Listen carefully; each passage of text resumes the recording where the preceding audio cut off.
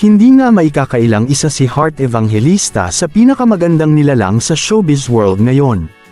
Pinagkakaguluhan nito sa Paris Fashion Week at laging trending ang recommendations nito sa social media. Ngunit, nabahala ang mga followers ni Heart Evangelista sa kanyang health dahil tila napapasobra na raw ang diet ng aktres. Sa mga Instagram post ni Heart, maraming pumupuna sa figure ng aktres dahil sobrang payat na raw nito. Heto ang ilan sa mga comments na natatanggap ni Heart mula sa kanyang followers. Sabi ng isa, sobrang payat mo na po, parang hindi na siya healthy tignan. Hirit pa ng iba, sobrang payat mo na yata dito Miss Heart, unlike doon sa mga old videos mo. Humabol pa ng comment ang isa ng healthy eating, na halos di ka nga kumakain. I love you as a fashionista but nakaka-turn off yung mga video mo, na laging sinasabing di pa ako pwedeng kumain kasi diet. Kung ang iba ay tunog concern kay Heart, hindi naman maiiwasan ang mga basher na pumipinta sa aktres. Isa na rito ang isang netizen na nagsabing mukha na raw butiki si Heart.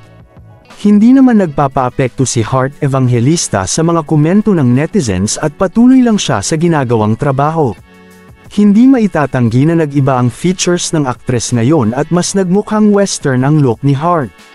Hindi na ito yung dating sweet chinita girl look na kanyang ipinapakita. Samantala, hirit ng fans ng aktres, ay huwag pakialaman ang diskarte ni Heart Evangelista at maging masaya na lang para sa aktres. Hindi naman ito ang nagpapakain sa kanya kaya walang may kukomento si Heart dito.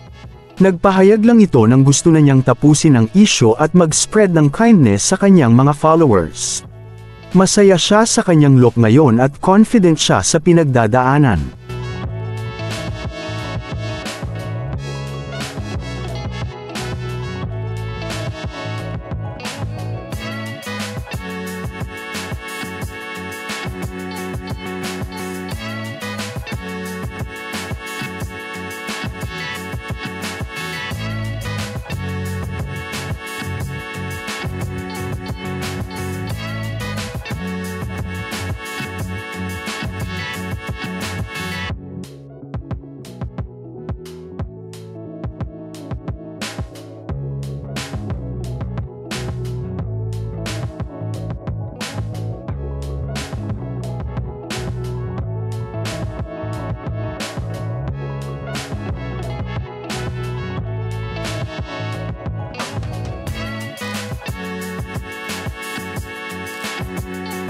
Anong masasabi ninyo sa balitang ito?